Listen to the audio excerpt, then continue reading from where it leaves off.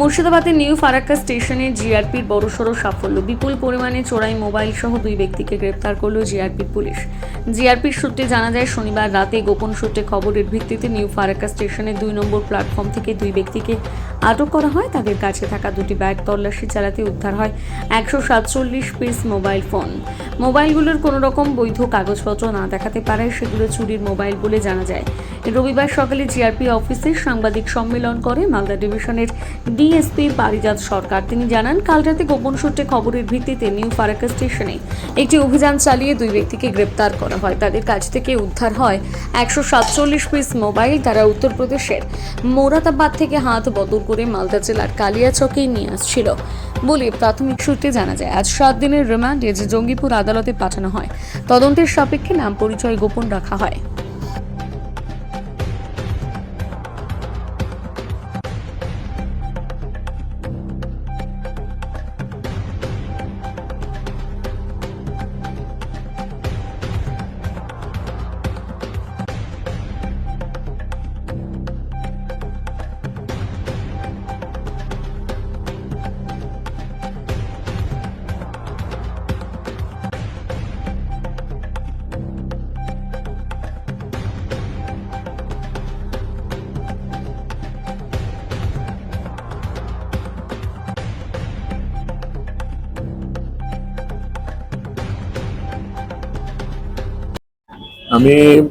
নমস্কার, আমি বলছি যে গতকাল আমরা একটা খবর পাই যে দিল্লি থেকে ট্রেনে করে প্রচুর চোরাই মোবাইল আসছে আমাদের এই ফারাক্কা স্টেশনে। তো এই সোর্স ইনফরমেশনটা ছিল আমাদের এসআরপি শিলিগুড়ি সাহেবের। এসআরপি শিলিগুড়ি সাহেব তখন একটা টিম ফর্ম করেন। টিমে ছিলেন আমাদের আইসি মালদার নেতৃত্বে ছিলেন আমাদের এসওজি টিম এবং ফারাক্কা আরপিআইসির টিম একটা তৈরি করে দেন এবং এসআরপি সাহেবের নির্দেশ মতো তারা ফারাক্কা স্টেশনে সেই খবরটা ইনফরমেশনটা ওয়ার্কআউটের জন্য থাকে। রাত্রি 11:05 নাগাদ এবং 2 জন ব্যক্তিকে ট্রেন থেকে নামার পরে ধরা হয়, ব্রহ্মপুত্র মেল থেকে নামার পরে ধরা হয় এবং সন্দেহভাজন ছিল তারা। তো তাদেরকে জিজ্ঞাসাবাদ করা হয়। প্রথমে তারা বিভিন্ন রকমভাবে পুলিশকে এড়িয়ে যেতে থাকে।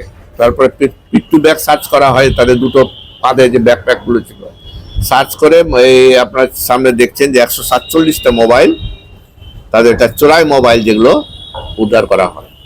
কোনো কাগজপত্র ছিল না এবং এইসব মোবাইলগুলো তারা কালিয়াচক থেকে নিয়ে যা বাংলাদেশে পাচারের উদ্দেশ্যে নিয়ে যাচ্ছে। স্যার, এত বড় সফল এর আগে অনেকবার মোবাইল বা অনেক কিছু আপনারা উদ্ধার করেছেন, এই 147টা মোবাইল উদ্ধার করেন, এই জায়গাটা কি হবে?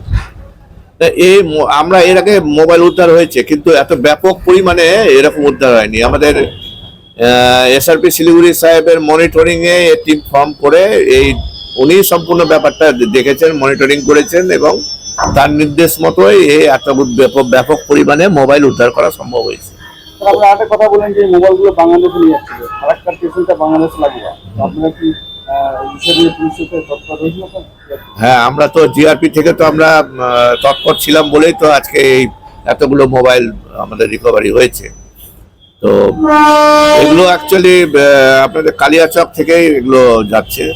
দুটো ব্যক্তিরাও কালিয়াচকের এবং কালিয়াচকের একটা যে মানে কিংপিং বলা যায় সেও কালিয়াচকে, যতটুকু আমরা তদন্তে পাচ্ছি। এবং এটা একটা হচ্ছে মানে ইন্টার স্টেট গ্যাং, একেবারে আন্তঃরাজ্য ক্রিমিনাল গ্যাং, যেটা তারা এসব করে বেড়াচ্ছে। এটা 2 নম্বর প্ল্যাটফর্ম ফারাক্কা স্টেশন 2 নম্বর। নাম পরিচয় এখনই ডিটেলসটা আমরা জানাতে পারছি না, একটু আমাদের সময় দিতে হবে, আমরা তদন্ত করি আগে, তবে ডিটেলসটা আমরা জানাতে পারবো। তবে কালিয়াচকেরই এরা সব বাড়ি আছে, এরা নিয়ে আসছিল ওই মোরাদাবাদে। ওরা বলছে উত্তরপ্রদেশের মোরাদাবাদ স্টেশনে ওদেরকে হ্যান্ড ওভার করেছে। এরা কি বহনকারী?